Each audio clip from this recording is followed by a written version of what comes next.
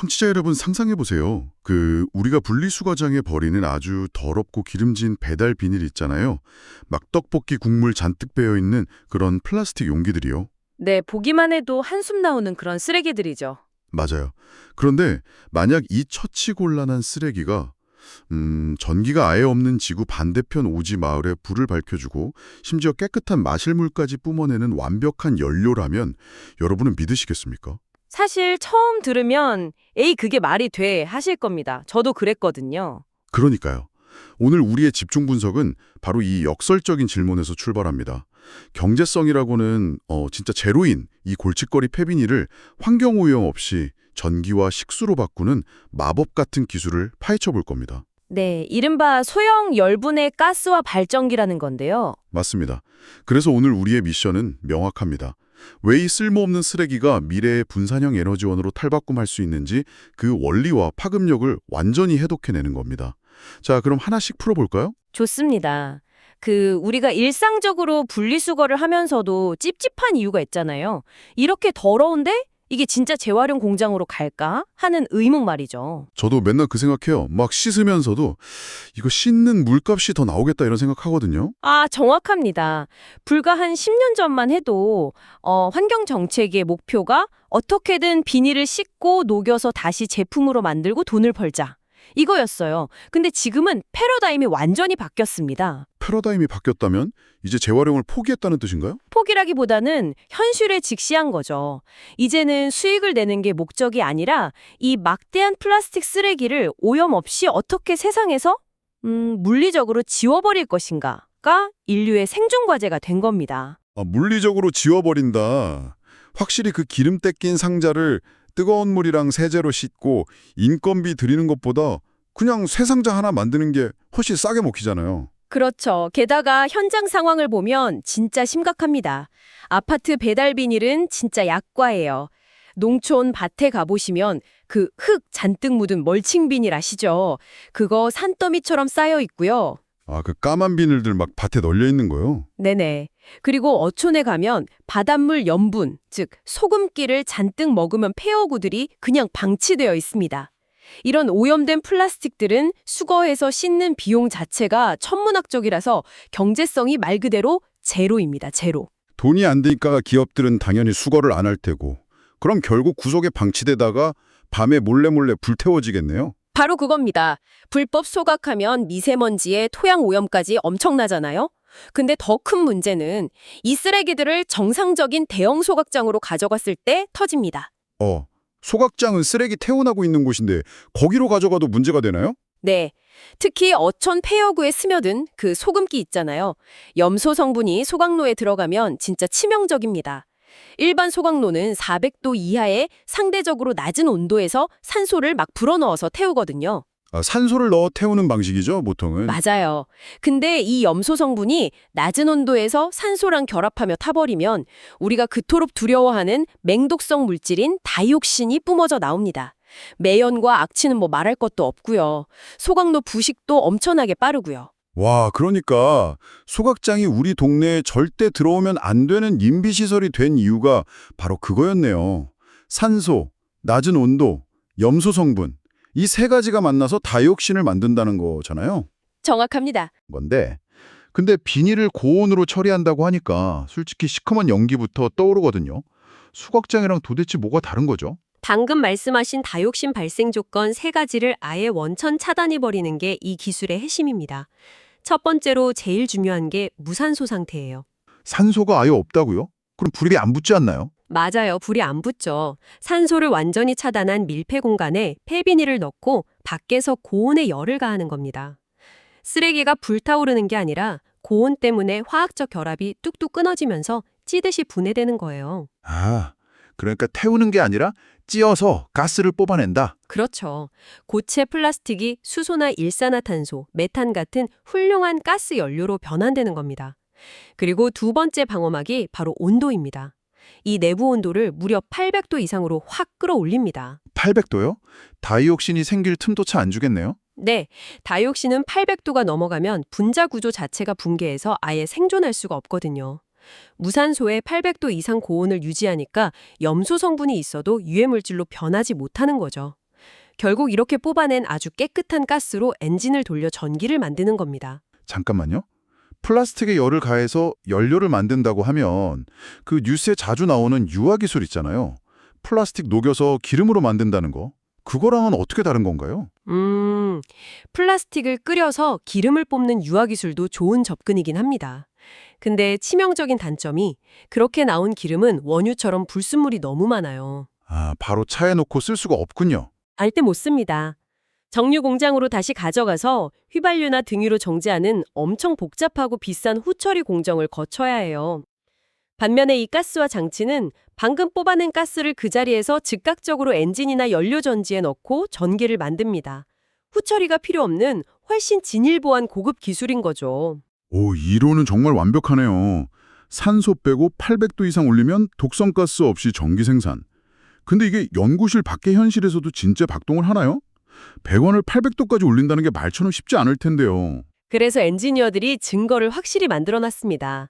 이미 2013년에 나무칩, 즉 목탄 가스화 장치로 무려 100kW 전력을 생산하는 데 성공했고 그 동영상 기록이 다 남아 있습니다. 100kW면 규모가 꽤 크네요. 플라스틱 쪽은 어때요?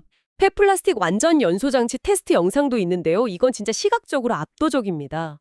내부가 800도 이상 올라가면서 금속 배관이 시뻘겋게 달아오르는 걸 육안으로 볼 수 있거든요. 배관이 빨갛게 달아오르는데도 기계가 버틴다는 거잖아요. 독성가스 문제는 진짜 없었나요? 네, 그 부분도 공인시험기관에 의뢰해서 배출가스 성적 시험을 받았는데 다이옥신이나 유해가스가 전혀 검출되지 않았다는 무검출 성적서를 확보하고 있습니다. 그냥 말로만 안전하다가 아니라 과학적 데이터로 입증이 끝난 거죠. 와, 냄새도 없고 유해가스도 없다. 그럼 여기서 저는 구조적인 의문이 하나 생겨요. 이렇게 압도적으로 좋은 기술이면 쓰레기를 싹 다 모아서 수십 메가와트급의 거대한 열분해 발전소를 짓는 게 낫지 않나요? 규모를 키워야 경제성이 나오잖아요. 근데 자료를 보면 이걸 굳이 소형으로 만들어야 한다고 고집하거든요? 경제학적으로만 보면 당연히 대형 발전소가 상식이죠. 근데 대형으로 지으면 어떤 일이 벌어질지 역산해보면 답이 나옵니다. 전국에 흩어진 그 더러운 멀칭 비닐, 폐허구들을 발전소 한 곳으로 다 끌고 와야 해요. 아, 덤프트럭 수백 대가 쓰레기를 싣고 전국 고속도로를 돌아다녀야겠네요. 맞습니다. 수거하고 분류하고 무거운 트럭들이 매연과 이산화탄소를 내뿜으며 며칠을 달립니다. 이 물류 비용이랑 탄소 배출량을 계산하면 사실상 정부 보조금 없이는 단 하루도 유지 못하는 적자 사업이에요.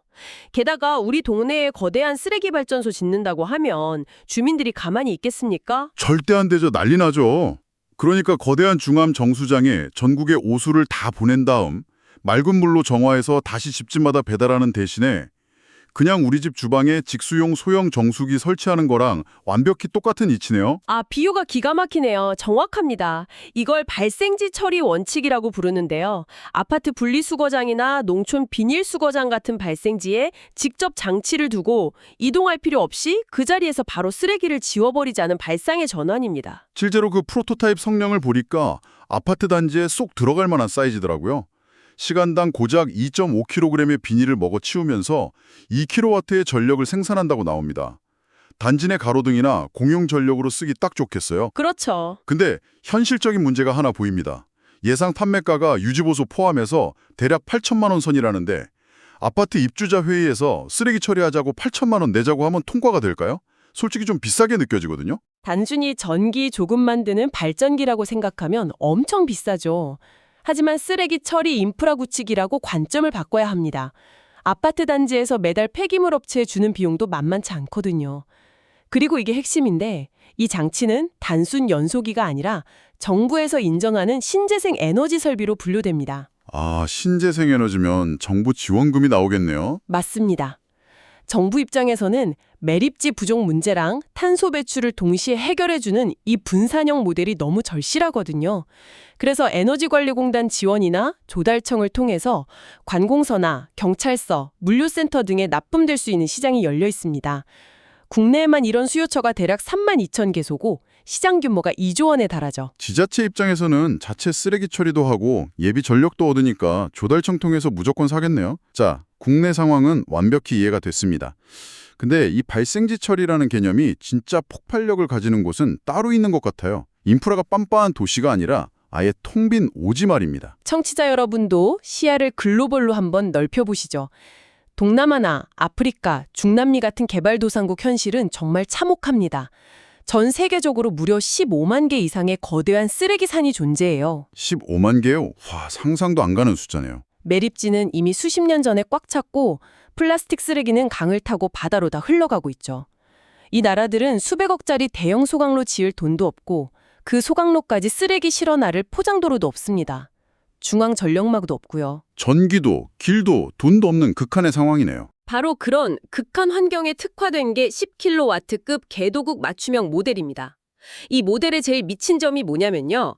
원료 투입기부터 800도 고온 가스와 반응기, 전기를 만드는 엔진까지 모든 설비를 20피트짜리 배송용 컨테이너 하나에 올인원으로 다 때려 넣었다는 겁니다. 잠깐만요. 20피트 컨테이너 하나요? 그럼 그냥 트럭 뒤에 싣고 비포장도로 뚫고 가서 쓰레기산 한가운데 툭 내려놓으면 끝이라는 건가요? 네, 극단적인 기동성을 확보한 겁니다. 보통 개도국 쓰레기산에는 돈 되는 고철 주업하는 빈민들이 살거든요.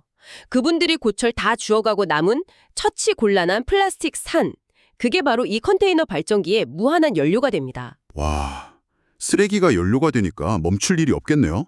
그리고 한 구역 쓰레기를 다 먹어치우면 건물구 쓰고 자시고 할 것 없이 그냥 컨테이너만 트럭에 다시 싣고 다음 쓰레기산으로 이동하면 됩니다.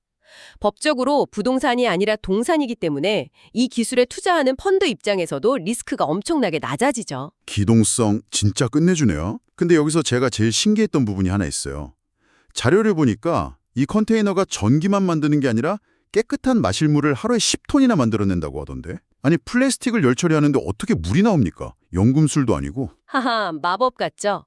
비밀은 MBR, 즉 기계적 진기 제협축이라는 기술에 있습니다. 아주 직관적으로 설명해 드릴게요. 발전기 엔진을 돌리면 필연적으로 엄청나게 뜨거운 폐열이 대기 중으로 버려집니다. 아, 자동차 엔진 뜨거워지는 것처럼요? 맞아요. 그 버려지는 열을 싹 모아서 주변에 널린 더러운 오수나 웅덩이물을 펄펄 끓이는 데 씁니다. 아, 오수를 끓여서 수증기로 만들고 그걸 모아서 깨끗한 증류수를 만드는 거군요. 네. 근데 물을 계속 끓이려면 에너지가 엄청 많이 필요하잖아요.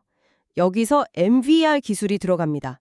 오수를 끓일 때 나오는 수증기를 기계로 꽉 압축시켜서 온도를 한 번 더 확 높이는 거예요. 그리고 그 뜨거워진 증기가 가진 열로 다시 새로운 오수를 끓이는데 재사용합니다. 에너지 무한 루프죠. 아, 그러니까 외부 전력을 거의 안 쓰고 버려지는 엔진열이랑 압축 기술만으로 하루 10톤의 식수를 뽑아낸다는 거네요.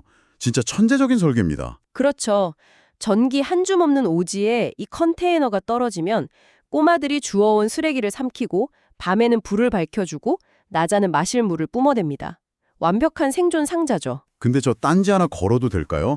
아무리 설계가 좋아도 이 800도 고온이랑 복잡한 압축 기술이 들어간 첨단 장비가 아프리카 오지에서 고장나면 어떡합니까? 수리기사 부를 수도 없잖아요. 아주 현실적인 지적입니다. 엔지니어들도 그걸 제일 무서워했어요. 고장나면 고철 덩어리 되니까요. 그래서 이 컨테이너를 완벽한 모듈화로 설계했습니다. 복잡한 제어 장치는 빼고 직관적으로 만들어서 고장나면 그 부품이 든 블럭만 레고처럼 쏙 빼서 교체하면 됩니다. 아, 수리가 엄청 간단하네요. 게다가 단순히 기계만 주는 게 아니라 쓰레기산 빈민들에게 이 장치 유지 보수와 원료 투입법을 교육해서 관리자로 채용하는 시스템이 포함되어 있어요. 와, 기계 하나가 쓰레기 지우고 불 밝히고 물 주고 거의 다 빈민과 일자리까지 만들어버리네요. 그래서 공적 개발 원조, 즉 ODA 자금이나 세계은행 같은 국제기구들이 여기에 열관하는 겁니다. 글로벌 기업들이 가장 탐내는 완벽한 ESG 투자 아이템이 바로 이 20피트 컨테이너 안에 다 들어있는 거죠. 오늘 진짜 머릿속이 뻥 뚫리는 기분입니다. 사실 분리수거할 때 냄새난다고 코 쥐고 버렸던 재활용 안 돼서 양심의 가책을 느꼈던 오염된 비닐들, 그 애물단지가 산소 없는 고온 가스화 기술을 만나니까 다이옥신 곡점 없는 마을 발전소가 되네요. 게다가 글로벌 단위로 보면 15만 개의 끔찍한 쓰레기산을 생명의 오아시스로 바꾸는 엄청난 무기가 되는 거죠. 청취자 여러분, 오늘 집중 분석 어떠셨나요? 당장 내일 아파트 분리수거장에 가실 때 겹겹이 쌓인 플라스틱 더미를 보는 시선이 완전히 달라지셨을 겁니다.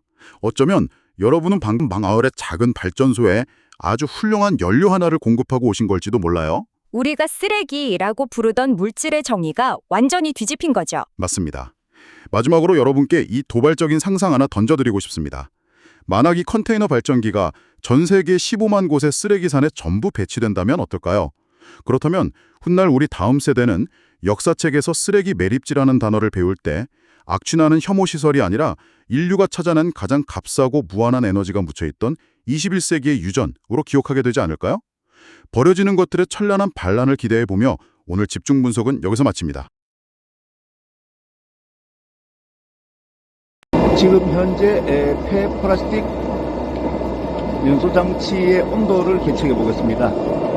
센서가 부착되어 있고요. 금속이 붉게 가열되면 대체로 700도 정도 이상이 됩니다.